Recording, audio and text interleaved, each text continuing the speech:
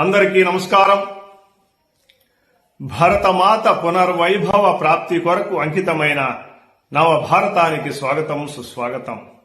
48వ భాగంలో షాయిస్తా ఖాన్ పూనా వదిలి వెళ్లడం గురించి తెలుసుకున్నాం. ఈ భాగంలో సూరత్ మీద దాడికి బయలుదేరడం గురించి తెలుసుకుందాం. పూనా విజయం శివాజీకి మంచి పేరు ప్రతిష్టలు తెచ్చిపెట్టింది.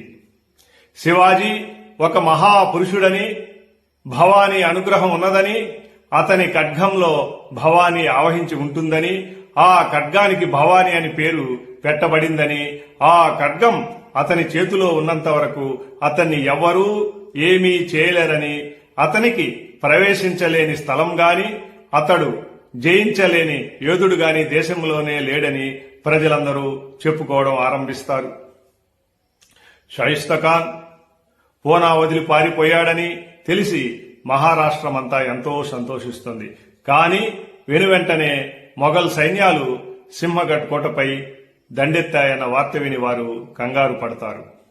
అయినప్పటికీ మొఘలులు సింహగఢాన్ని ఆక్రమించలేకపోయారని, ఆ పోరాటంలో కూడా శివాజీ విజయం పొందాడని తెలిసాక వారెంతో సంతోషిస్తారు. అది వర్షాకాలం కావడంతో కుండపోతగా మహారాష్ట్రలో వానలు కురవడం మొదలవుతుంది. సహ్యాద్రి పర్వతాలలో ముందే దారులు లేవు.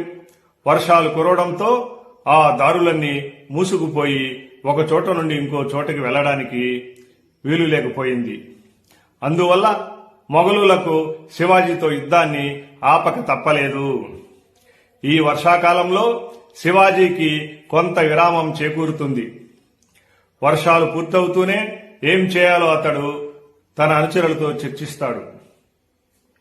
ఇప్పటి వరకు జరిగిన పోరాటాల వల్ల చాలా నష్టం జరిగింది. సైన్యాలను పోషించడానికి ధనం తక్కువగా ఉంది. షాయిస్తా ఖాన్ వెళ్లిపోయినప్పటికీ మరలా ఎవరో ఒకరు స్వరాజ్యం మీదకి పంపబడతారు. తన మేనమామకి జరిగిన పరాభవాన్ని ఔరంగజేబు ఏమాత్రం సహించడు. ఈ మారు అదనపు సైన్యాలను, సాధనా సంపత్తిని ఇచ్చి ధైర్యవంతుడైన సేనానిని దక్షిణాపథానికి పంపుతాడు. అప్పుడు అతన్ని ఎదిరించగల శక్తి సామర్థ్యాలు స్వరాజ్య సైన్యం కలిగి ఉండాలి. లేకుంటే ఎన్ని సంవత్సరాలు పడిన శ్రమంతా వృధా అవుతుంది. అందుకనే శివాజీ తన తల్లితోనూ అనుచరులతో చర్చించి మరొక సాహస కార్యానికి యోజన చేస్తాడు. షాయిస్తా ఖాన్ 3 ఏళ్ల పాటు స్వరాజ్యాన్ని తగలపెట్టి మట్టిపాలు చేస్తాడు. శివాజీ దానికి పరిహారం వసూలు చేయాలనుకుంటాడు. దీనితో పాటు స్వరాజ్య విస్తరణకు నౌకా సైన్యాన్ని, భూతల సైన్యాన్ని మరింత వృద్ధి చేయడానికి యోజన చేయబడింది. వీటన్నిటికీ ధనం కావాలి. అందుకోసం సూరత్ను ఎంచుకుంటాడు.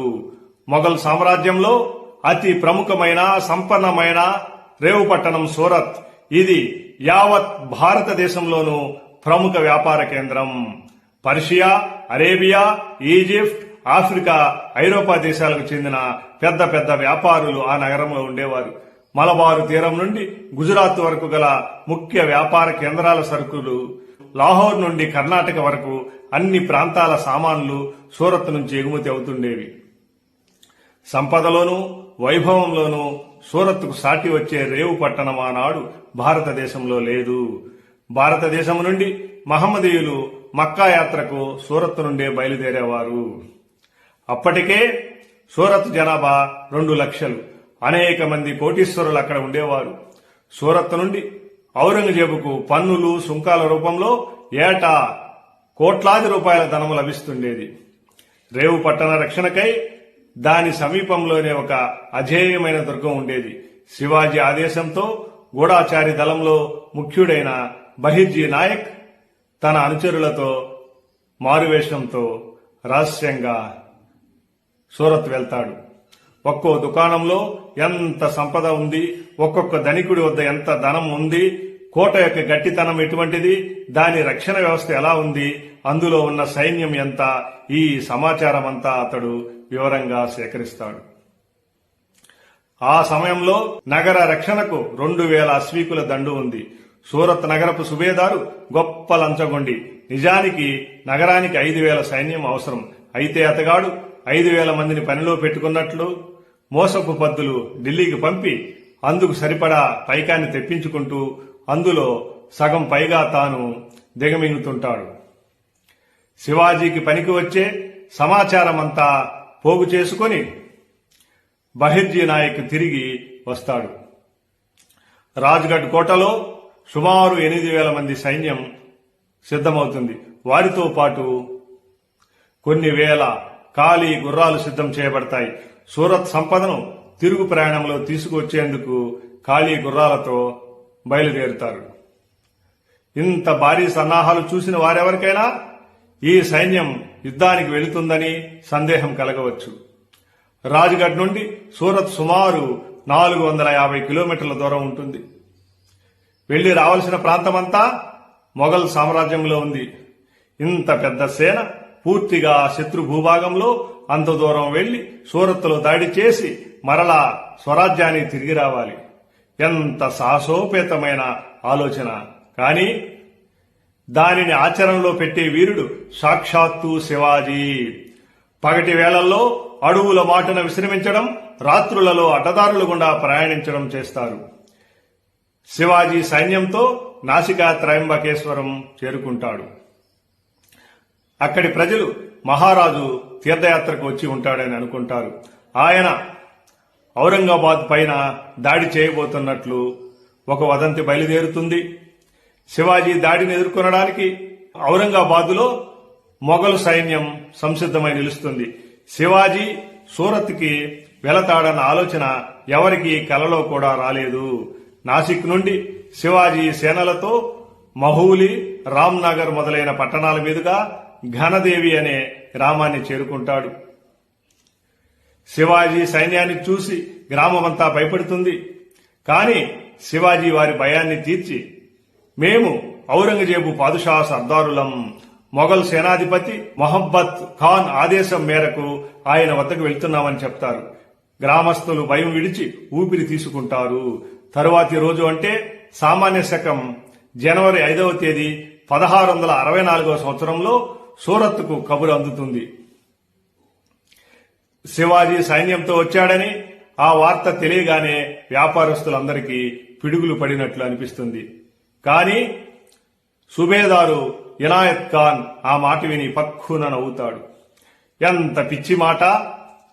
శివాజీ ఇంత దూరం మన రాజ్యంలోకి రావడం ఏమిటి? అలా వచ్చాడంటే నమ్మేవాళ్లు ఎంత పిచ్చివాళ్లై ఉండాలని అంటాడు. కానీ క్రమక్రమంగా ఆ వార్త రూఢి అవుతుంది. సూరత్కు 3 కిలోమీటర్ల దూరంలో శివాజీ డేరాలు వేయిస్తాడు. శివాజీ సూరత్ నగరంలోకి తన దూతలను పంపి ఎవరూ భయపడనవసరం లేదని, పట్టణంలో ఎవరి మీద తనకు ద్వేషం లేదని, అందువల్ల సూరత్ నగరంలో ఎవరికి కూడా తాను హానిని తలపెట్టనని తెలియజేస్తాడు. తనకు కావలసింది ధనమే కనుక అక్కడ ఉన్నటువంటి లక్షాధికారులు, కోటీశ్వరులు తమ హోదాకు, తమ సంపాదనకు తగినట్లుగా ఇచ్చేదాన్ని తీసుకోవడానికి మాత్రమే నగరానికి వచ్చానని చెప్పిస్తాడు. మొఘల్ పాదుషాతోటి యుద్ధం వల్ల తాను నష్టపోయానని తెలియజేస్తాడు. ఈ వార్త తెలియడంతో నగరంలోని ధనవంతులు, వ్యాపారస్తులలో చెలరేగిన హాహాకారాలను వర్ణించలేం. ధనవంతులు ఉన్నవాళ్లు ఉన్నట్లే పరుగులు ఆరంభిస్తారు. హాజీ సయ్యద్ బేగ్, బహర్జీ బొహరా వంటి కోటీశ్వరుల ఆందోళనకు అంతే లేదు. అప్పుడే ఇనాయత్ ఖాన్ కు వార్త అందుతుంది. ఇనాయత్ ఖాన్ శివాజీని సూరత్ దరిదాపులకు రావద్దు, నగర ప్రజలు అకారణంగా గావారా పడుతున్నారు, ఈ విషయం పాదుషాకు తెలిసిందంటే నీకు క్షేమం కాదు అంటూ శివాజీని హెచ్చరిస్తూ సందేశం పంపిస్తాడు. సందేశం తీసుకువచ్చిన వాడిని శివాజీ బందీ చేసి ఉంచుతాడు. శివాజీ వచ్చిన మాట నిజమా కాదా అని తెలుసుకోవడానికి డచ్ వారిద్దరు గూఢాచారులను పంపిస్తారు. శివాజీ వాళ్లను కూడా బంధించి వెంటనే వదిలేస్తాడు.